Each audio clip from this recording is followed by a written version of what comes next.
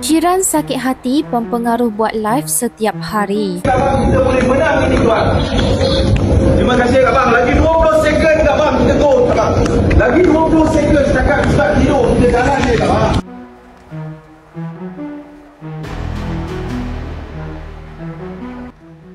Seorang wanita meluahkan rasa kesal apabila jiran yang dipercayai seorang pempengaruh mengganggu ketenteraman dengan siaran langsung di media sosial. Menerusi hantaran seorang pengguna tweet, pempengaruh tersebut dipercayai membuat siaran langsung di luar rumah sudah ditegur beberapa kali sebelum ini. Tambahnya, penduduk kawasan kejiranan itu pernah menghantar surat serta laporan polis dilakukan, namun tiada tindakan diambil kepada pempengaruh berkenaan. Perkongsian itu pantas meraih perhatian ramai pengguna tweet yang rata-ratanya turut mengecam tindakan pempengaruh itu.